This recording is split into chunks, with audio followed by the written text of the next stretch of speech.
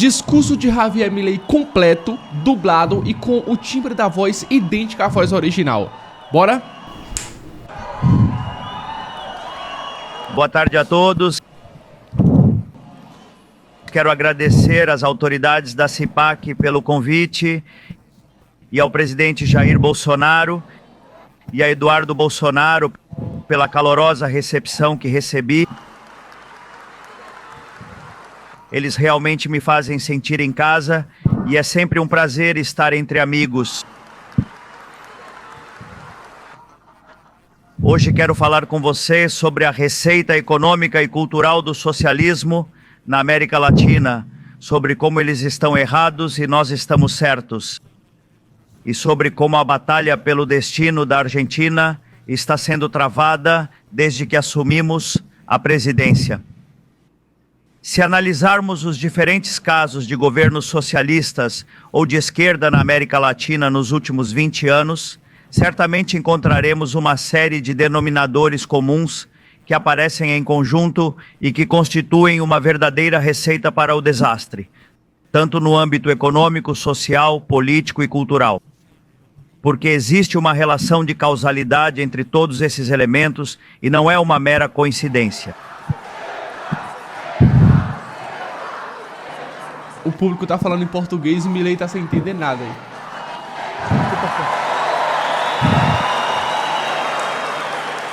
Por favor, sentem-se para que aqueles que estão atrás possam ver.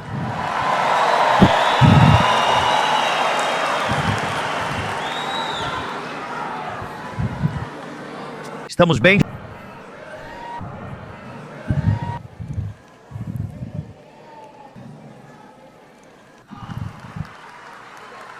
Em primeiro lugar, é notável que os socialistas comecem com um período de bonança econômica em um contexto de contas públicas organizadas e preços internacionais de commodities elevados. Nesse primeiro momento, a economia cresce, a sociedade ganha poder aquisitivo, o Estado arrecada e o Banco Central acumula reservas. Mas os governos socialistas se apaixonam pela popularidade gerada pela bonança que herdaram, temem que ela não seja eterna e aumentam indiscriminadamente os gastos públicos para sustentá-la. Como eles fazem isso? Subsidiando tarifas e serviços públicos, aumentando o emprego público e distribuindo benefícios de diferentes tipos, o que rotulam como inclusão social. Quando o dinheiro acaba, eles começam a aumentar os impostos para arrecadar mais ao custo de contrair a atividade econômica e destruir o investimento. Com o passar do tempo, eles consomem as reservas para sustentar uma bonança fictícia que só hipoteca o futuro. As reservas vão se esgotando até que em um certo ponto eles precisam recorrer ao endividamento. Eles nunca resolvem o problema de fundo, que é o círculo vicioso de expansão dos gastos públicos e o consequente déficit fiscal. Eles simplesmente buscam maneiras diferentes de continuar financiando isso. Quando não podem mais recorrer a impostos ou dívidas, recorrem ao pior de todos os males, que é a emissão de dinheiro, destruindo assim o valor de suas moedas e condenando toda a população à pobreza. Ao longo do caminho, eles impõem regulamentação atrás de regulamentação diante de cada problema que surge, a fim de não resolver o problema subjacente. E em cada uma dessas gambiarras, eles inventam um negócio para algum amigo, gerando uma casta de empresários privilegiados protegidos pelo poder político, que competem artificialmente pescando em um aquário. O custo de tudo isso, cedo ou tarde, é pago pelo povo. O mesmo povo que os governos socialistas dizem proteger, mas na verdade querem escravizar para obter uma base de apoio cativa que lhes permita permanecer no poder. Porque não podemos nos enganar, a única coisa que interessa aos socialistas é o poder pelo poder em si.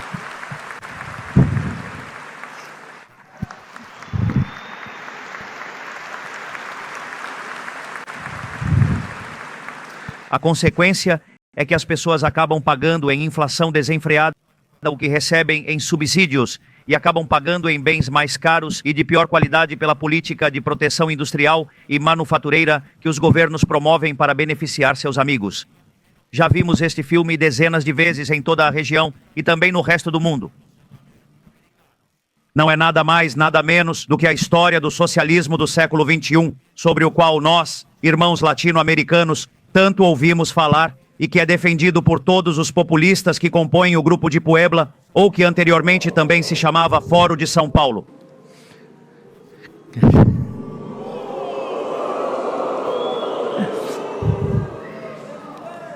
Não é necessário que eu conte em detalhes como a aplicação dessa receita para o desastre funcionou na Argentina nos últimos 100 anos, e em particular nos últimos 20. Basta lembrar que tivemos déficit fiscal em 113 dos últimos 123 anos e que nossos políticos irresponsavelmente multiplicaram nossa base monetária em 25 mil trilhões de vezes nos últimos 70 anos. Isso não é uma hipérbole, é um fato concreto. Basta recordar que de 1975 para cá, o percentual de argentinos abaixo da linha da pobreza se multiplicou por 10.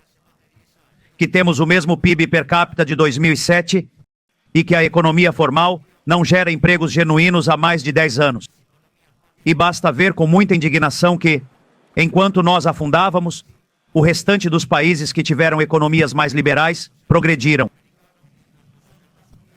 Mas mesmo assim, dentro do que é a trajetória dos casos de estudo do socialismo latino-americano, a catástrofe argentina pode ser considerada um caso intermediário. A pergunta é por quê?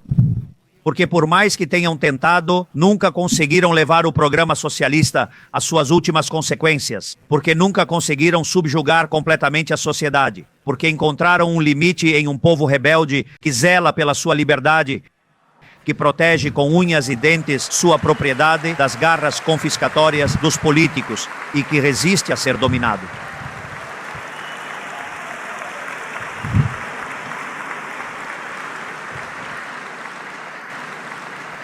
Aqui está a explicação, creio eu, do porquê a Argentina é tão escolhida entre aqueles que escaparam do socialismo na região, apesar de prosperar na Argentina nos últimos 15 anos, sem ter privilégios ter sido impossível.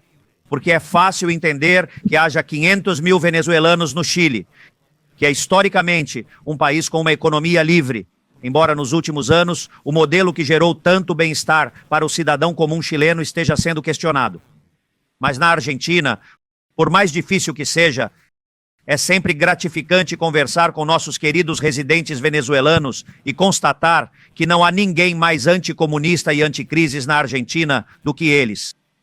No longo prazo, como o socialismo é insustentável e fracassa desnecessariamente, os governos que insistem nesse caminho ou acabam sendo rejeitados pela sociedade, ou acabam violando a liberdade e brincando com a vida de seus cidadãos para se manterem no poder. Repetidas vezes, a história mostra que aqueles que vivem falando sobre democracia, pluralismo e opressão são os mesmos que estão dispostos a distorcer as regras e até mesmo interromper a ordem constitucional para se entrincheirar no palácio quando o povo exige mudanças. Vejam o que aconteceu na Venezuela, onde já não resta um único governo sensato no mundo que não reconheça que é uma ditadura sanguinária. Vejam o que aconteceu na Bolívia em 2019, quando Evo Morales se obstinou com um terceiro mandato inconstitucional. Vejam a perseguição judicial que sofre nosso amigo Jair Bolsonaro aqui no Brasil.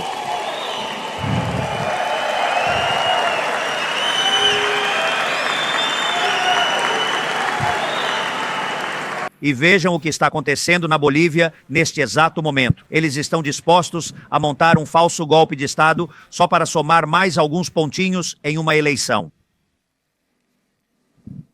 Por isso, quando digo que a Argentina é um caso intermediário, é apenas em termos relativos, porque seu ponto de comparação é o horror humanitário, que foram outras ditaduras assassinas da região, como Cuba, Nicarágua e Venezuela, de onde escaparam 7 milhões de pessoas na última década para não compartilhar a fome com aqueles que ficaram. Sem falar nas experiências socialistas do século XX na Europa e na Ásia, que ceifaram a vida de mais de 100 milhões de seres humanos. Por isso digo que, como o socialismo é uma ideologia que vai diretamente contra a natureza humana, ele necessariamente leva à escravidão ou à morte. Não há outro destino possível para o socialismo.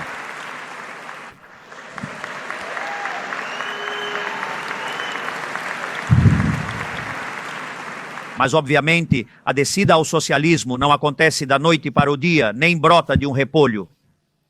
Nada disso é possível sem um esforço cultural constante para denegrir aqueles que defendemos o livre mercado, o capitalismo e os valores que fizeram da civilização ocidental a vanguarda da história do progresso humano. Um esforço que, infelizmente, muitas pessoas de poder e influência no mundo livre tomaram como garantido. Basta observar as ideias defendidas por muitos órgãos supranacionais, ONGs, instituições educacionais e pela indústria do entretenimento e da mídia. A gente se pergunta por que eles fazem isso. Em alguns casos, eles fazem isso com boas intenções, no desejo de serem bons ou solidários. Em muitos casos também porque são parceiros hipócritas e vivem do financiamento que o socialismo lhes permite.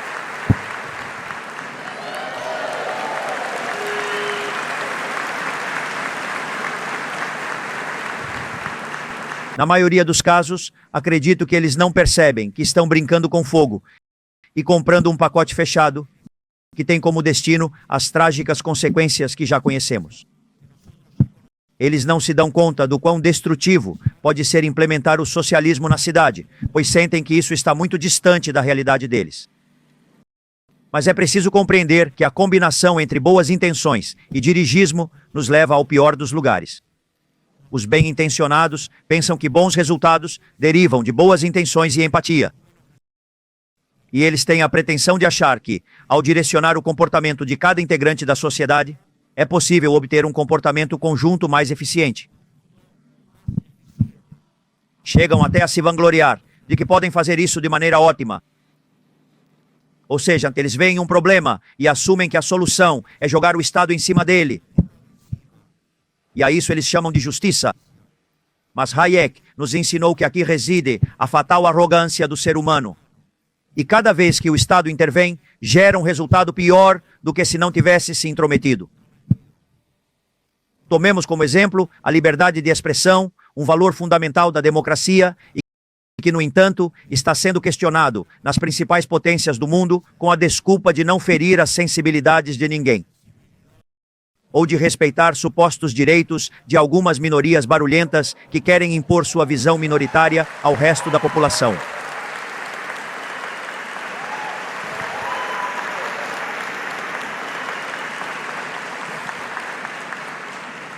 A história do mundo é testemunha de que esse tipo de comportamento leva à censura e à opressão.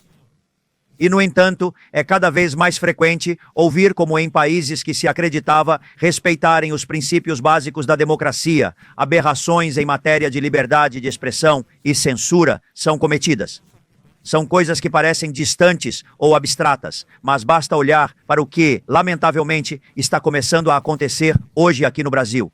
Além disso, como diz Thomas Sowell, a censura, a regulação da palavra que promove o socialismo, não é nada mais do que uma confissão da sua falência intelectual e uma declaração tácita de derrota na batalha cultural.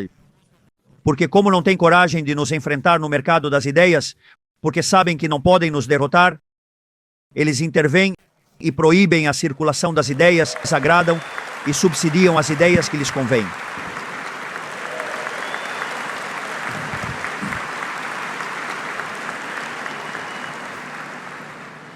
Chegou a hora de resgatarmos o conceito de justiça, do qual eles se julgam donos, mas que na verdade mancharam, porque a justiça deles é da arrogância fatal, e em nome da justiça que chamam de justiça social, cometeram as mais injustas atrocidades. Em nome da justiça, expropriaram riquezas que levaram gerações para serem construídas. Em nome da justiça, criaram mercados cativos para empresários amigos.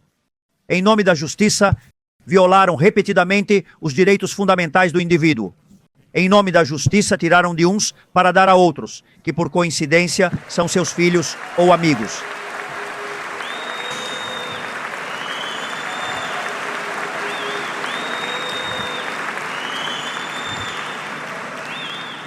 Se tiverem alguma dúvida, vão ver como vive a família desses arautos do socialismo do século XX. Vejam como vive a família de Maduro. Vejam como vivem os filhos de alguns dos líderes do próprio país dele. São todos multimilionários que vivem como se tivessem inventado o Google. Por isso, eles perderam o direito de falar sobre justiça, e não apenas por todas as atrocidades que cometeram ou endossaram, mas também porque têm uma compreensão fundamentalmente equivocada do que é justiça. Porque sabem de uma coisa? Quanto mais regulamentos e restrições uma sociedade tem, menos justa ela é. Quanto mais se confisca o fruto do trabalho daqueles que produzem por meio de impostos, menos justa ela é. Quanto mais burocratas um Estado tem dedicados à tarefa de observar minuciosamente o que os cidadãos fazem e passar os dias procurando novas maneiras de arruinar suas vidas, menos justa.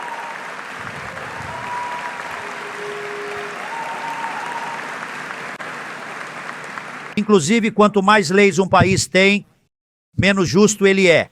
Especialmente se forem leis que questionam os pilares da nossa sociedade e do nosso direito constitucional, que são a defesa da vida, da liberdade e da propriedade.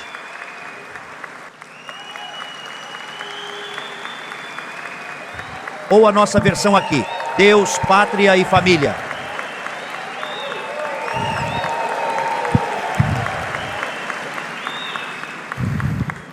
Porque justiça não é todos sermos iguais. Justiça é quem se esforça e se dedica a poder colher os frutos do seu trabalho e não ter que ver progredir na vida quem não faz nada, mas tem um amigo no poder. Quantos casos?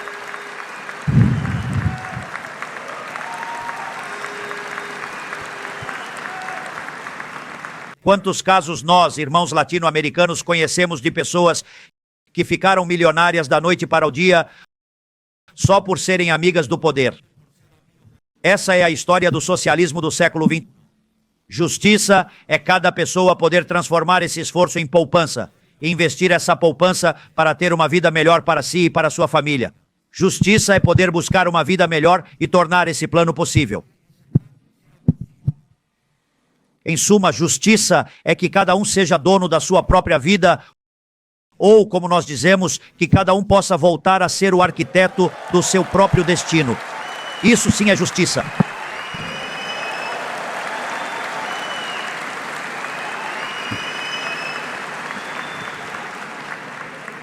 Por isso é falso que a esquerda seja a ideologia dos pobres e oprimidos.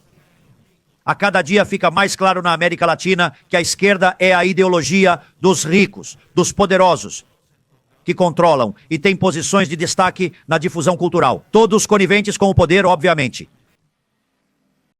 E a cada dia fica mais claro que a pobreza é um instrumento para aqueles que pregam o socialismo, porque a praxis operativa do socialismo consiste em ter o pobre como cliente do seu sistema, porque no dia em que o pobre se torna independente, progride na vida e sai da pobreza, o socialismo perde um cliente.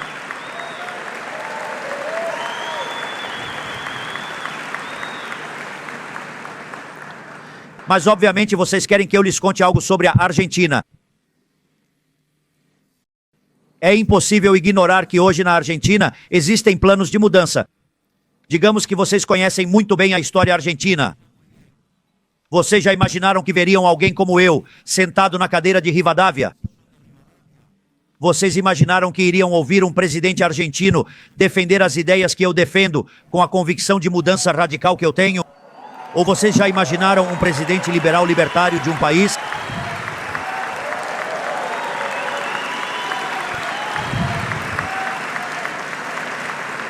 A Argentina está passando por um momento excepcional em sua história, onde a sociedade, pela primeira vez em décadas, rejeita o modelo estatista, o modelo aplicado em muitos de nossos países irmãos nos últimos 20 anos, que se esgotou depois de acumular montanhas de miséria. A sociedade rejeita esse modelo e exige uma mudança profunda. Ela está dizendo basta ao socialismo do século XX.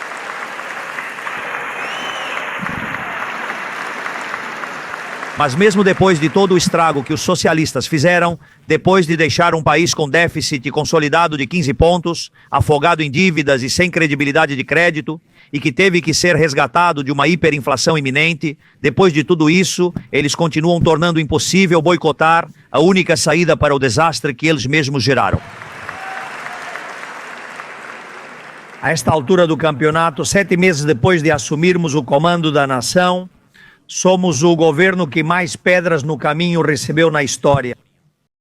E fica claro que eles não hesitarão em se opor a tudo o que tentarmos. Não importa o quanto os argentinos de bem precisem e exijam essas mudanças. Por isso, eles fizeram o impossível para boicotar a desregulamentação do mercado de trabalho. Embora a Argentina precise de mais e melhores empregos de qualidade, não menos. Embora seja claro que a única forma de haver mais e melhores empregos é com mais e melhores empresas, e para que haja mais e melhores empresas, contratar tem que ser uma opção viável, não um ato de caridade. Mesmo assim, eles se opõem.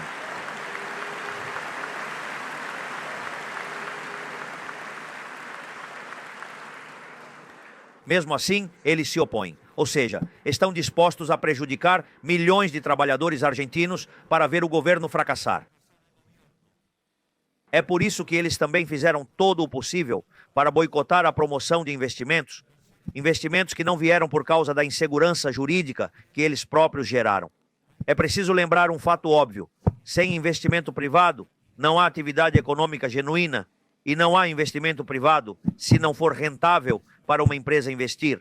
Ponto final. Então, ou eles não entendem uma premissa básica da economia, o que os torna incapazes de governar o país, como já demonstraram, ou estão ativamente tentando boicotar o governo e garantir que haja um fracasso. Mas tudo isso não deve ser uma surpresa para nós. Porque, no fundo, eles não só preferem que fracassemos, não só é do interesse eleitoral deles que fracassemos, como precisam disso em um nível vital.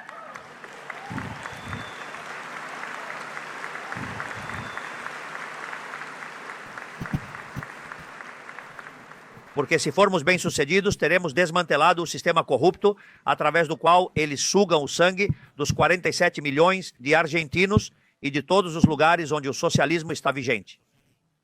É por isso que eles não podem permitir que a Argentina prospere, porque sabem que se a Argentina vai bem, eles vão mal. Por isso, o nível de obstrução que eles apresentarão será proporcional à profundidade da mudança que queremos realizar. E já estamos vendo o que eles estão dispostos a fazer para nos impedir de avançar. Vimos isso em toda a região. Vimos no Chile, vimos no Brasil e estamos vendo na Argentina. Eles estão dispostos a seguir o caminho da violência e da extorsão para obstruir as mudanças que a sociedade exige.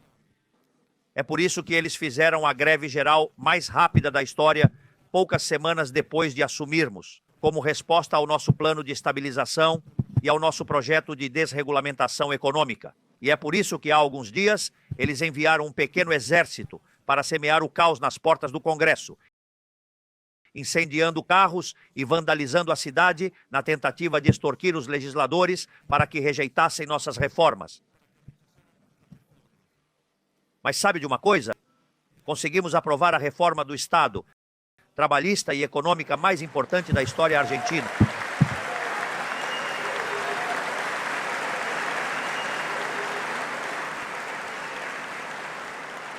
Aprovamos uma reforma 5 vezes maior do que a de Menem, que havia sido a maior reforma da Argentina.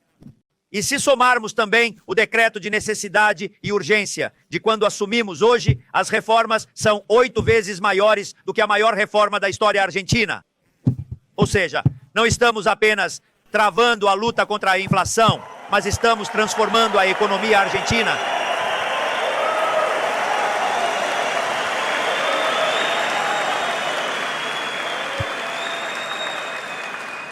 e quero dizer uma coisa: vamos sair da miséria, gostem ou não, os socialistas, com o apoio deles ou sem o apoio deles, porque a grande maioria dos argentinos escolheu a profunda mudança de regime que prometemos na campanha e a escolheu com o resultado eleitoral mais folgado em décadas. E temos o compromisso inabalável de cumprir a vontade da maioria, mesmo que os beneficiários desse sistema corrupto, parasitário e empobrecedor movam céus e terra para nos boicotar. Eles não vão passar, não vão conseguir. Vamos levar o país adiante.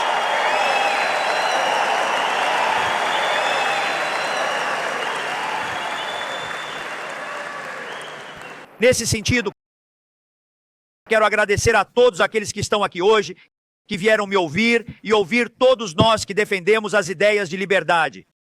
Quero dizer a vocês que os ventos da mudança estão soprando no mundo, que as ideias empobrecedoras do socialismo falharam. E as pessoas sabem disso. As pessoas sabem que o socialismo é sempre e em toda parte um fenômeno empobrecedor e violentamente assassino. E é por isso que eles estão se extinguindo e vamos chutá-los para fora de onde quer que estejam.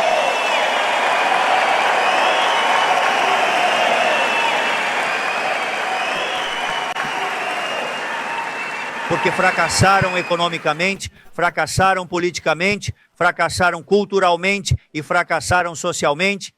E como se isso não bastasse, eles assassinaram mais de 150 milhões de seres humanos. É hora de o mundo acordar e dizer basta ao socialismo.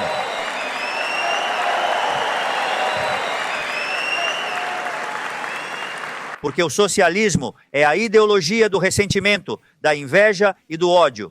Mas, além de tudo isso, o socialismo é a ideia do fracasso. Ninguém deveria aceitar isso.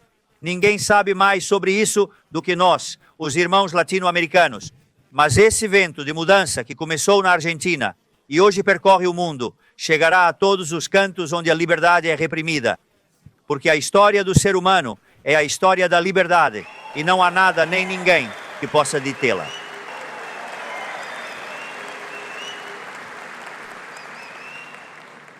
Por fim, para aqueles menos otimistas que acreditam que a batalha está perdida, que não temos como enfrentar as estruturas de poder que se apoderaram de nossos países.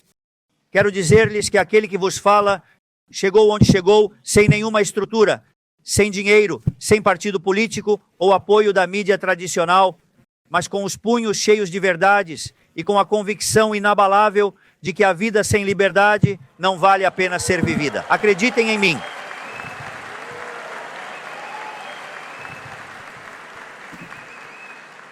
Então, hoje eu quero dizer a vocês para confiarem em si mesmos. Sejam donos do seu destino.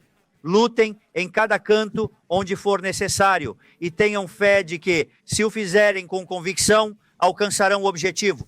Porque, como diz o livro dos Macabeus, a vitória na batalha não depende do número de soldados, mas das forças que vêm do céu. E isso está apenas começando. Viva a liberdade, caramba! Viva a liberdade, caramba! Muito obrigado a todos.